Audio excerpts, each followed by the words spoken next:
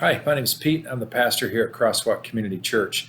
I want to invite you into a series that we're going to kick off in September called God Can't.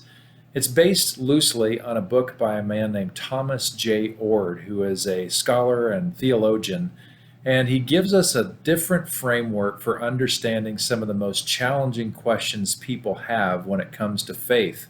Mainly, how do bad things happen in a world where God claims to be good? How do we make sense of any of that?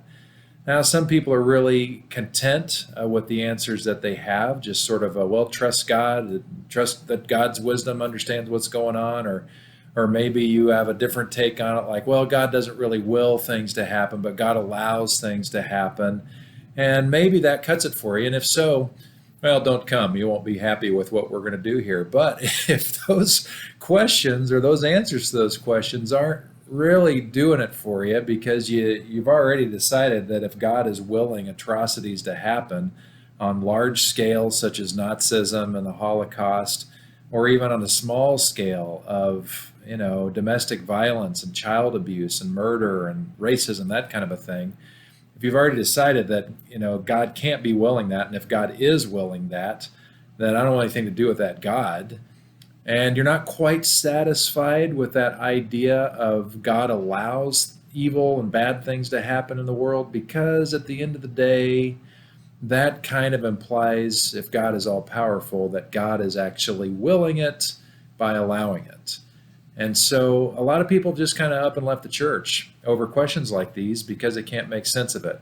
Well, Jay Ord gives us a different framework, points out the problems with the old existing framework, and helps us from a biblical theological perspective to figure out a different framework that helps make a lot more sense of the world and how God is part of the whole mix, and also really loops things together, wraps things up with what I think is just an incredibly compelling invitation to enter into this spiritual dynamic between humanity and God in a way that actually gets things done and compels us to pray more, not to some genie in a bottle, but to recognize that we're active participants in this great adventure called the human existence. So anyway, I hope you'll come give us a shot.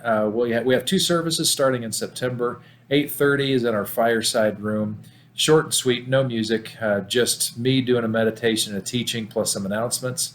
And 10 o'clock is a full meal deal where we've got children's ministry stuff, band, my same teaching and meditation, just a little fuller service. So whatever floats your boat, I don't care, but I hope we see you starting in September for the series God Can't.